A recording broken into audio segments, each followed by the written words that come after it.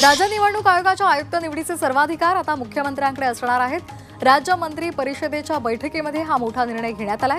तर कागल पुरेशी जमीन उपलब्ध नसल्यामुळे शासकीय होमिओपॅथी महाविद्यालय पिंपळगाव खुर्द येथे होणार आहे। प्रशासकीय निवडणुकांसंदर्भात मुख्यमंत्री देवेंद्र फडणवीसांनी मोठा निर्णय घेतलाय।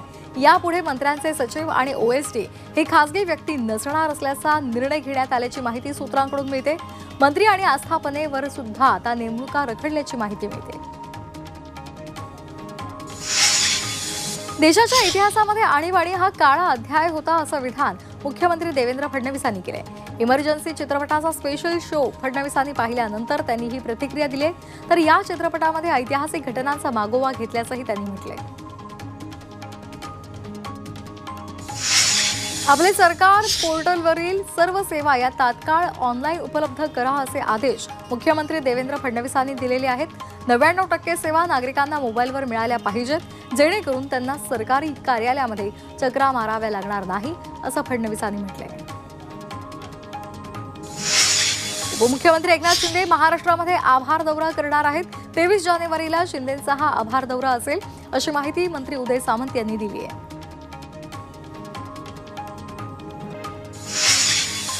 बुलढाणा केस गळती प्रकरणी मुख्यमंत्री देवेंद्र फडणवीसांनी दखल घेतली। केस गळती प्रकरणावर आजच्या मंत्रिमंडळ बैठकीमध्ये चर्चा करण्यात आलेली आहे। दरम्यान बुलढाण्यामधील पाण्याची तपासणी करून अहवाल देण्याची सूचना सुद्धा फडणवीसांनी आरोग्य विभागाला केलेली आहे। काही घटनांमुळे मुंबई असुरक्षित आहे असं नसल्याचं मत मुख्यमंत्री देवेंद्र फडणवीसांनी व्यक्त केलंय। तसंच मुंबई अधिक सुरक्षित राहण्यासाठी पावलं उचलली जातील असं आश्वासन त्यांनी दिलंय। शिवसेना नेत्यांची प्री कॅबिनेट बैठक पार पडली आहे। आगामी स्थानिक स्वराज्य संस्थांच्या निवडणुकांच्या पार्श्वभूमीवर ही बैठक झालेली आहे। सर्व मंत्र्यांनी आठवड्यातून एकदा बाळासाहेब भवनामध्ये जनता दरबार घेण्याचे आदेश एकनाथ शिंदेंनी दिलेत। मंत्रिपदी वर्णी लागल्यानंतर मंत्री धनंजय मुंडे यांनी पहिल्यांदाच नागरिकांशी संवाद साधत जनता दरबार भरवला।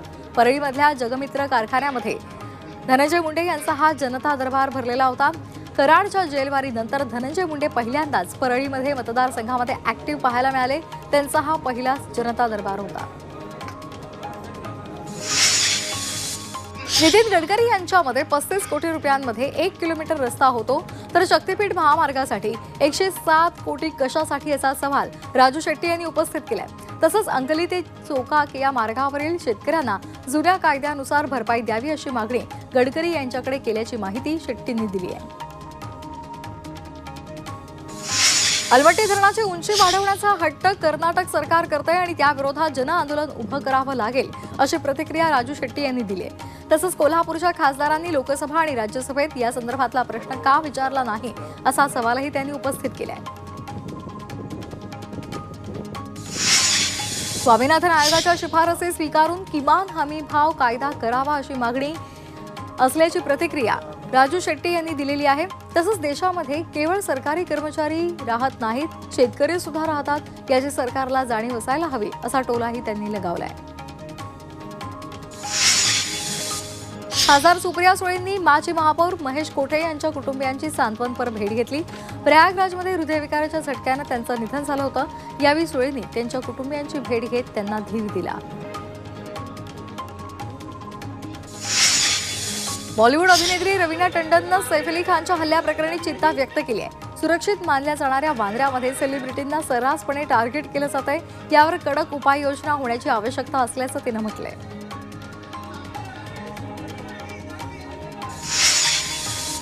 सैफवरील हल्ल्यावरून शरद पवारांनी सरकारवर टीका केली आहे। मुंबईमधील कायदा सुव्यवस्था ढासळत असल्याचा टोला पवारांनी लगावलाय।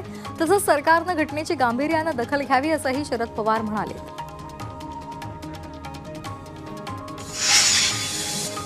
बीड परभणी प्रकरणानंतर सैफ अली खानवर झालेल्या हल्ल्याप्रकरणी मुख्यमंत्री देवेंद्र फडणवीसांनी सर्वपक्षीय बैठक बोलवावी अशी मागणी सुप्रिया सुळे यांनी केलेली आहे। महाराष्ट्रामध्ये शांतता कशी राहील यासाठी सर्वाधिक प्रयत्न करावेत असंही सुळेंनी म्हटलंय। सैफ अली खान यांसारख्या मोठ्या कलाकारांवर हल्ला होणं हे दुर्दैवी आहे असं वक्तव्य माजी गृहमंत्री अनिल देशमुख यांनी केलंय। तर हल्लेखोरांवर पोलीस प्रशासनानं कठोर कारवाई करावी अशी मागणी सुद्धा त्यांनी केली आहे। अभिनेता सैफ अली खानच्या हल्ल्याप्रकरणी राजकीय नेत्यांनी प्रतिक्रिया दिल्या आहेत। राज्यामध्ये कायदा सुव्यवस्थेचा धाक उरला नाही असं दिसतंय असं म्हणत शेतकरी नेते राजू शेट्टी यांनी सरकारवर निशाणा साधलाय।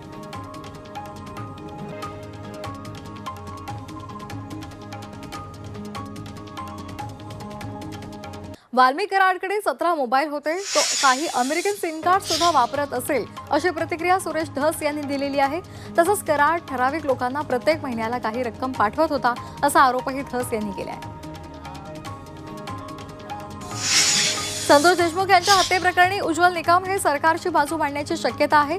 मुख्यमंत्री देवेंद्र फडणवीस उज्ज्वल निकम यांची सरकारी वकील म्हणून नियुक्ती करणार असल्याची माहिती भाजपचे आमदार सुरेश धस यांनी दिली आहे। 2 कोटींची खंडणी आणि हत्येच्या गुन्ह्यातील आरोपी विष्णू चाटेला न्यायालयीन कोठडी सुनावल्यानंतर त्याची आता बीडऐवजी लातूरच्या कारागृहात रवानगी करण्यात आली आहे। चाटे यानंच लातूरला हलवण्याची मागणी न्यायालयाकडे केली होती। बीडमधील संतोष देशमुख यांच्या हत्येच्या निषेधार्थ 22 जानेवारीला पंढरपूरमध्ये मोर्चा निघणार आहे। या मोर्चामध्ये मनोज जरांगे, युवराज संभाजी राजे छत्रपती तसंच आमदार सुरेश धस उपस्थित राहणार असल्याची माहिती मोर्चा आयोजकांनी दिली आहे। आपले सरकार पोर्टलवरील सर्व सेवा या तात्काळ ऑनलाईन करा असे आदेश मुख्यमंत्री देवेंद्र फडणवीसांनी दिलेले आहेत। 99% सेवा नागरिकांना मोबाईलवर मिळाल्या पाहिजेत, जेणेकरून त्यांना सरकारी कार्यालयामध्ये चक्रा माराव्या लागणार नाहीत असंही फडणवीसांनी म्हटलंय। सरकारी कर्मचाऱ्यांसाठी केंद्र सरकारनं मोठा निर्णय घेतलेला आहे। सरकारी कर्मचाऱ्यांच्या 8व्या वेतन आयोगाला केंद्र सरकारनं मंजुरी दिली आहे। 1 जानेवारी 2026 पासून 8वा वेतन आयोग लागू होणार आहे। बँकॉक आणि थायलंडमध्ये पहिल्यांदाच फुले शाहू आंबेडकर विश्व साहित्य संमेलनाचं आयोजन करण्यात आलंय। 7 जानेवारी ते 12 जानेवारी दरम्यान हे संमेलन पार पडलं।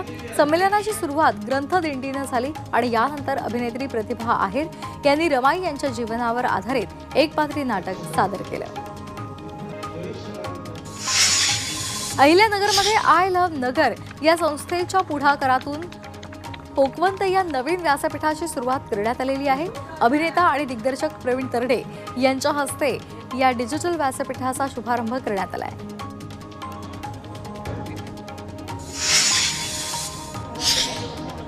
जम्मू काश्मीरमधील वैष्णोदेवी मंदिर परिसरामध्ये जोरदार बर्फवृष्टी पाहायला मिळते। मंदिर परिसर पांढऱ्या शुभ्र रंगामध्ये न्हाऊन निघाले। मंदिराच्या वाटेवर अनेक ठिकाणी बर्फच बर्फ पाहायला मिळतोय।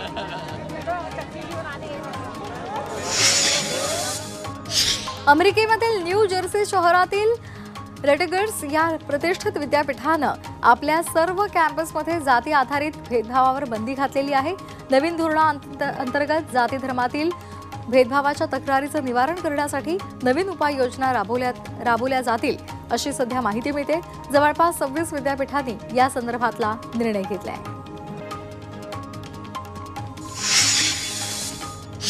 दिल्ली विधानसभा निवडणुकीसाठी आम आदमी पक्षाकडून मनीष सिसोदिया यांनी उमेदवारी अर्ज दाखल केलाय। सिसोदिया यांनी जंगपुरा मतदारसंघातून आपला उमेदवारी अर्ज भरलाय। भाजपचे उमेदवार परवेश वर्मा यांनी मंदिरामध्ये जाऊन मतदारांना मोफत बूट वाटलेले आहेत। दरम्यान आचारसंहितेचा नियम भंग केल्याप्रकरणी वर्मा यांच्यावर गुन्हा दाखल करण्यात आला आहे। हरियाणा पंजाबच्या शंभू सीमेवर आंदोलन करणाऱ्या शेतकऱ्यांनी दिल्लीकडे मोर्चा काढण्याची घोषणा केली आहे। केंद्र सरकार अद्याप चर्चेसाठी तयार नाही आणि त्यामुळे आम्ही आंदोलन तीव्र करणार असल्याचं शेतकरी नेते सरवंत पंढेर यांनी सांगितलंय। परभणीच्या गंगाखेड शहरामध्ये शाकंभरी नवरात्र उत्सवानिमित्तानं शोभायात्रेचं आयोजन करण्यात आलं होतं। या शोभायात्रेला नागरिकांनी मोठ्या संख्येनं उपस्थिती लावली। धाराशिवमध्ये शेतकऱ्यानं आय वॉश ही तेल निर्मितीची कंपनी सुरू केली आहे। सरकारच्या स्मार्ट प्रकल्प योजनेतून हा नवा उद्योग त्याने उभा केलेला आहे। यामुळे शेतकऱ्याच्या सोयाबीनला भाव तर मिळणारच आहे, सोबतच गावातील तरुणांना रोजगार सुद्धा मिळाला आहे।